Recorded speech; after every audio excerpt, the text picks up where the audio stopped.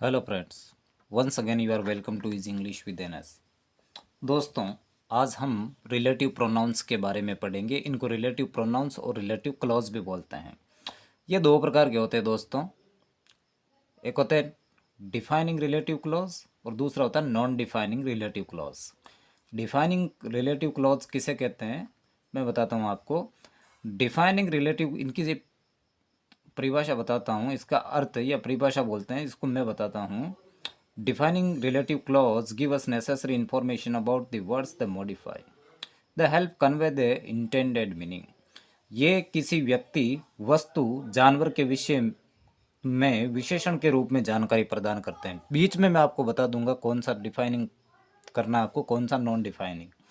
और non defining relative clause उसको बोलते हैं। Non defining clause gives us extra information about someone or something. It isn't essential for understanding who or what we are talking about. ये किसी व्यक्ति, वस्तु के बारे में अतिरिक्त जानकारी देता है।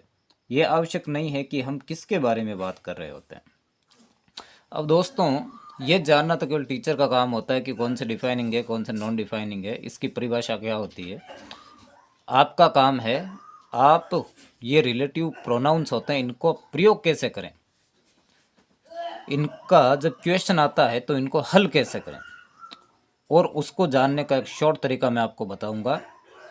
सबसे पहले आपको ध्यान रखना है, WH वर्ड्स जितने भी होते हैं वो सब रिलेटिव प्रोनाउंस होते हैं। उनमें देट और जोड़ देते हैं। यदि क्लोज की बात करते हैं तो उनमें देट और जोड़ देते हैं। Who, which, how, how many, how far, ये सब, वेयर, विच, वाई, ये सब रिलेटिव प्रोनाउंस होते हैं। अब रिलेटिव प्रोनाउंस में समय को जाया न करते हुए, विदाउट वेस्टिंग टाइम, हम सीधे कम टू द पॉइंट, विषय पर आते हैं। सबसे पहले देखते हैं हु का प्रयोग। दोस्तों, प्रश्न में हु का मतलब होता है कौन। प्रश्न में हु का मतलब होता है कौन। जब रिलेटिव प्रोनाउंस में इसका प्रयोग करते हैं तो इसका मतलब होता है जो।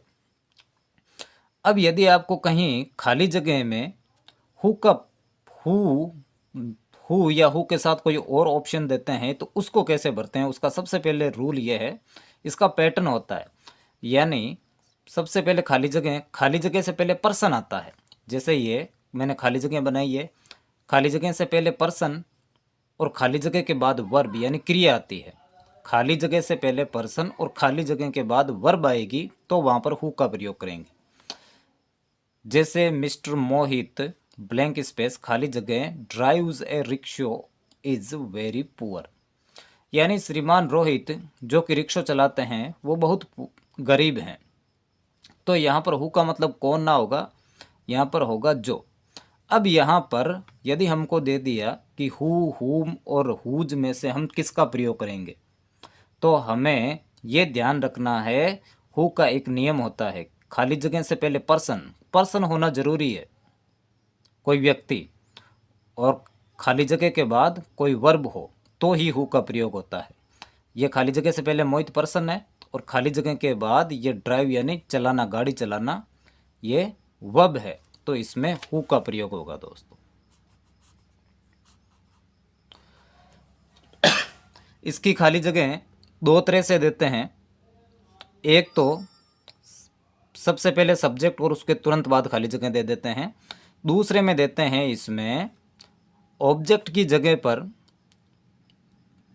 जिसको हम सीधा देखते हैं हमें ऑब्जेक्ट के जैसे दिखाई देता है, वहाँ पर सब्जेक्ट को देते हैं और फिर खाली जगह देते हैं और फिर वर्ब देते हैं। जैसे ये this is miss Reena blank space runs A beauty parlour.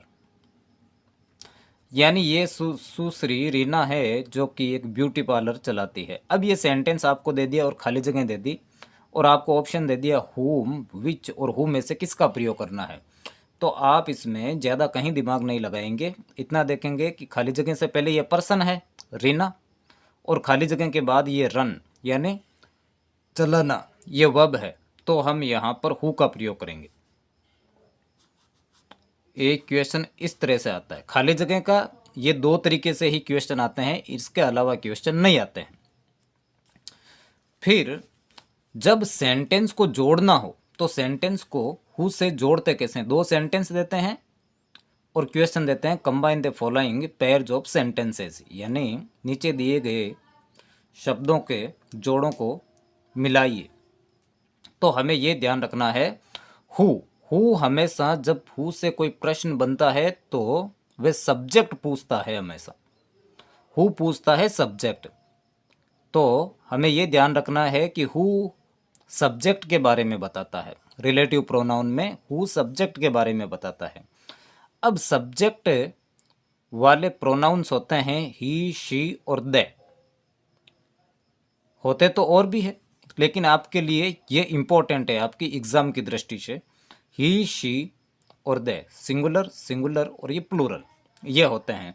हमें ये ध्यान रखना है कि जब हम सेंटेंस को जोड़ेंगे, जब हम किसी सेंटेंस को हु से जोड़ेंगे, तो अब क्योंकि हु सब्जेक्ट के बारे में बताता है, तो हु का जब प्रयोग करेंगे तो ये सब्जेक्ट वाले जितने भी प्रोनाउन है इनमें से यदि कोई भी आया होगा तो उसको हम हटाएंगे। अब ये सेंटेंस है, जैसे रोहन इज माई फ्रेंड, एक सेंटेंस यहाँ पे पूरा, ही टॉप्ड द क्लास, ये यहाँ पर पूरा। अब इसको हमें हु से जोड़ना है। ये बहुत ही आसान तरीका है दोस्तों, हमें ध्यान रखना है।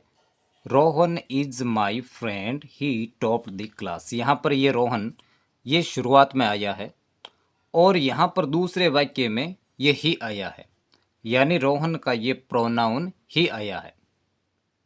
तो यहाँ पर ये सब्जेक्ट है और दूसरे वाक्य में फिर रोहन की जगह ये सब्जेक्ट वापस आया, जो कि मैंने अभी ऊपर आपको बताया है, इनमें से ये आया है।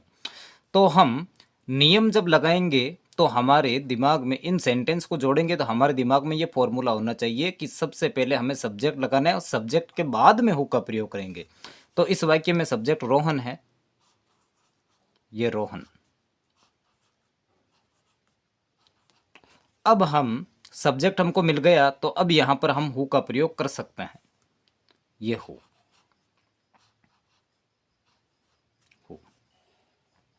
जब पहले वाक्य का सब्जेक्ट और दूसरे वाक्य का सब्जेक्ट सेम हो तो हु के तुरंत बाद हम दूसरे वाक्य को लिखेंगे, लेकिन उसमें ध्यान रखना है कि यहाँ पर पहले वाक्य के सब्जेक्ट के जगह, पहले वाक्य के सब्जेक्ट की जगह दूसरे वाक्य में जो प्रोनाउन आया है उसको हम हटाएंगे। तो यहाँ पर रोहन के लिए ही आया है तो इस ही को हटाएंगे और बाकी वाक्य लिख लेंगे।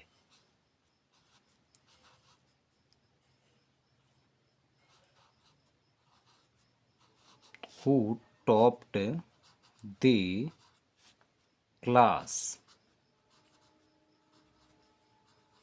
ये सेंटेंस पूरा हुआ और इसके बाद में अब ये सेंटेंस बचा हुआ लिख लेंगे, इज माई फ्रेंड। अब ये सेंटेंस ऐसे हो गया दोस्तों, रोहन जिसने कक्षा को टॉप किया वो मेरा मित्र है। ये सेंटेंस है, ये है नॉन डिफाइनिंग क्लोज वाला। यहाँ पर रोहन नाम है तो आप पहले नाम के पहले ये कोमा लगा दें और दूसरा वाक्य जहाँ पर समाप्त होता है वहाँ पर एक और कोमा लगा दें, तो ये हो गया नॉन डिफाइनिंग क्लोज। इस प्रकार से जोड़ते हैं। हमें ये ध्यान रखना है, यदि पहले वाक्य का सब्जेक्ट और दूसरे वाक्य का सब्जेक्ट सेम हो तो हम पहले वाक्य के सब्जेक्ट के तुरंत बाद हु का प्रयोग करेंगे और फिर दूसरे वाक्य में जो प्रोनाउन आया है सब्जेक्ट का उसको हटाकर शेष वाक्य को लिख देंगे और फिर पहले वाक्य को लिख देंगे।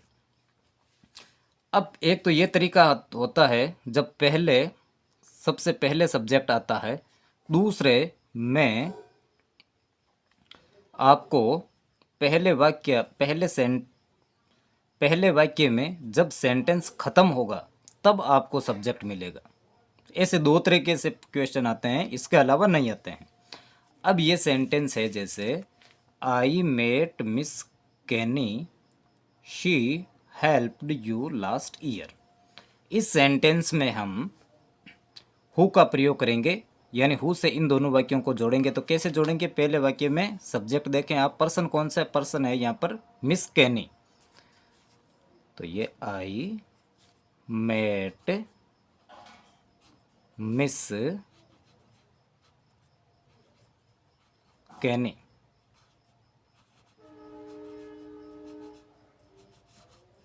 आई मेट मिस कैनी। फिर कैनी के लिए यहाँ पर इसका प्रोनाउन शी आया है। ये पहले वाक्य में जो सब्जेक्ट है मिस कैनी, इसके लिए दूसरे वाक्य में शी, इसके प्रोनाउन का प्रयोग हुआ है। तो इस प्रोनाउन को हम हटा देंगे, इसकी जगह हु का प्रयोग करेंगे। Who helped you last year.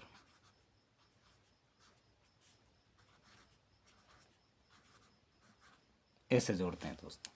हमें ध्यान ये रखना है, पहले वाक्य के पर्सन के तुरंत बाद हु का प्रयोग करेंगे और फिर पहले वाक्य के पर्सन का जो प्रोनाउन दूसरे वाक्य में आया है उसको हटाकर शेष वाक्य लिख देंगे। तो I met Miss Kenny who helped you last year. फिर इसके बाद में आता है दोस्तों हुम। हुम का वैसे प्रयोग मतलब होता है किसे या किसको। जब इसका प्रश्न पूछने में प्रयोग करते हैं हुम का, तो इसका मतलब होता है किसे या किसको। लेकिन जब इसका हम रिलेटिव प्रोनाउन में प्रयोग करते हैं तो इसका अर्थ होता है जिसे या जिससे। इसकी खाली जगह भरने का यानी ब्लैंक स्पेस भरने का तरीका है खाली जगह से पहले पर्सन और खाली जगह के बाद फिर पर्सन और फिर वर्ब हो तो वहाँ पर हुम का प्रयोग करेंगे। जैसे ये वाक्य दी girl blank space you taught dance is my daughter. अब ये सेंटेंस दे दिया, आपको ये पूछ लिया कि यहाँ पर हु और हुम में से आप किसका प्रयोग करेंगे, तो आपको ये नियम लगाना है।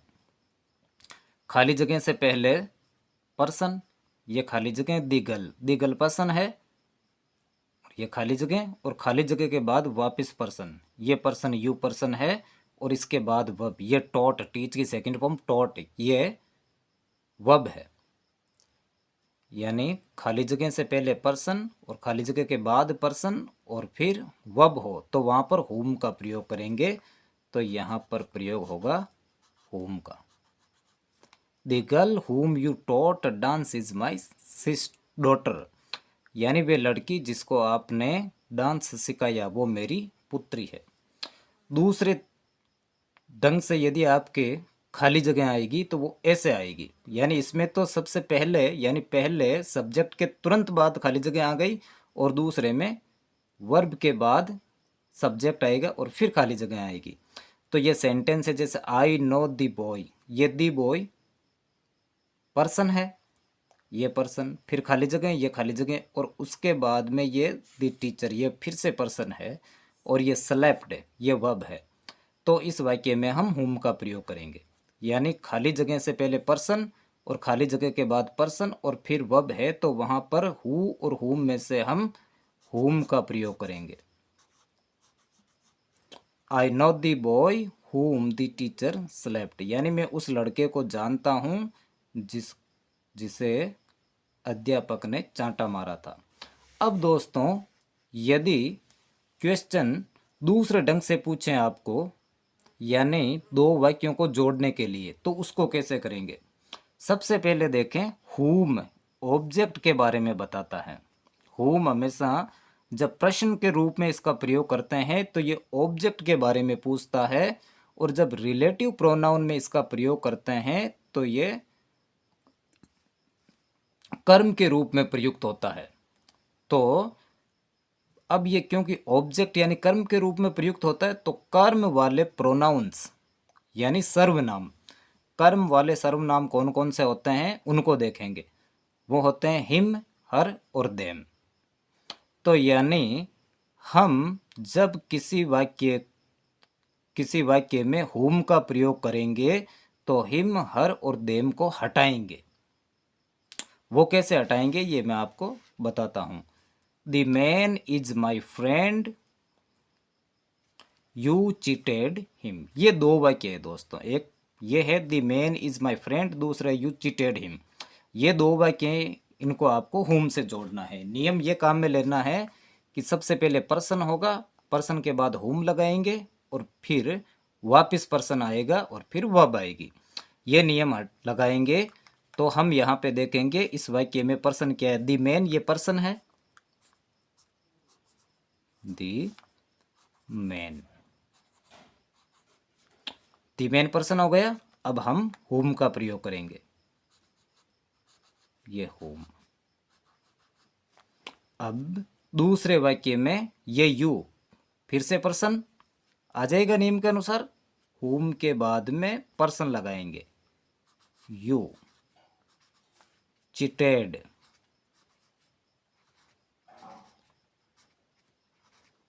अब ये दूसरे वाक्य में पहले वाक्य का ये ऑब्जेक्ट आया है हिम, तो इसको हम हटा देंगे और फिर पहले वाक्य को लिख लेंगे, the man whom you cheated is my friend.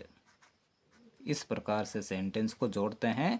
एक बार फिर से देखें, पहले होम का प्रयोग कैसे करते हैं कि सबसे पहले सब्जेक्ट होता है, सॉरी पर्सन होता है और पर्सन के बाद में होम का प्रयोग करते हैं। तो इस वाक्य में दी मैन ये पर्सन है, फिर इसके बाद में हम होम का प्रयोग करेंगे, फिर इसके बाद पर्सन आता है तो ये दूसरे वाक्य में यू ये पर्सन है, ये लिख लिया, फिर ये वर्ब है, ये वर्ब लिख दी चिटेड, फिर ये हिम, इस पहले वाक्य का ये ऑब्जेक्ट आया है। अब क्योंकि होम खुद ही ऑब्जेक्ट के बारे में बताता है तो हम इस हिम को ऑब्जेक्टिव प्रोनाउन है इसको हटा देंगे, इसको हटा दिया और फिर बचा हुआ वाक्य वापस लिख देंगे। एक ये तरीका होता है जिसमें एक तरह से ये वाक्य आता है जिसमें सबसे पहले सब्जेक्ट आता है, दूसरा वाक्य ये है जिसमें सब्जेक्ट बाद में आएगा। This is mister Bharat you were searching him, this is mister Bharat you were searching him, ऐसे आएगा दोस्तों, this is mister Bharat you were searching him, ये सेंटेंस आएगा। अब इस वाक्य को आपको जैसे होम से जोड़ना है, तो होम का नियम आप देखेंगे किस प्रकार से होता है कि पहले पर्सन आता है, उसके बाद होम लगता है और फिर पर्सन आता है। तो इस पहले सेंटेंस में पर्सन कहाँ है, मिस्टर भरत, तो ये सेंटेंस लिखेंगे हम, दिस इज मिस्टर भरत, ये सब्जेक्ट बन गया। अब इसके बाद में हम होम का प्रयोग करेंगे, this is mister Bharat home. अब होम के बाद में हमें सब्जेक्ट लेकर आना है, तो ये यहाँ पर subject, this is mister Bharat home you were searching. माफ़ करना दोस्तों, लाइट जाने के कारण थोड़ी सी परेशानी हुई, लेकिन फिर से देखते हैं, वर, फिर इसके बाद में ये वर्ब आई हुई है सर्च, सर्च का बना दिया सर्चिंग।